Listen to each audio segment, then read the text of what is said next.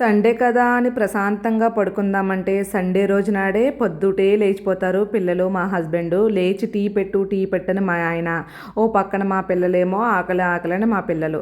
సరే అని చెప్పేసి వాళ్ళకి టీ పెట్టేసి స్నాక్స్ పెట్టేసి రెడీ అయ్యితే మార్కెట్కి వెళ్ళాము. మార్కెట్కి నేను రానండి బాబు, ఇక్కడ పనులు ఉన్నాయి చేసుకుంటానంటే సంకలో కుక్క పిల్లలాగా నన్ను కూడా తీసుకునే వెళ్తారు మా ఆయన. ఇంకా బుక్ స్టోర్కి అయితే వచ్చామండి. మా పాప డ్రాయింగ్ ఏదో ఉందంట వేసుకోవాలంట అని చెప్పేసి ఇక్కడికి వచ్చాము. మా చిన్న పాప అయితే క్లైన్ తీసుకోమంటుంది. సపోజ్ ఆ క్లైన్ తీసుకున్నామంటే నేను చూడకుండా నోట్లో కూడా పెట్టేసుకుంటుంది. దానికోసం మా పిల్లలకి ఏవి కొనాలో అవే కొంటాము, ఎక్కువైతే ఏమి కొనమన్నమాట.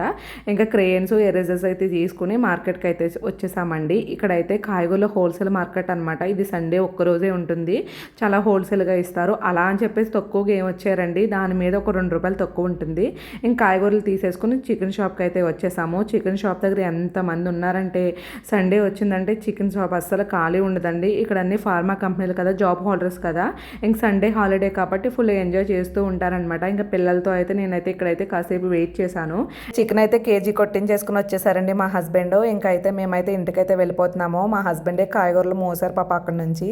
ఓకేనండి, ఈ వీడియో నచ్చితే సబ్స్క్రైబ్.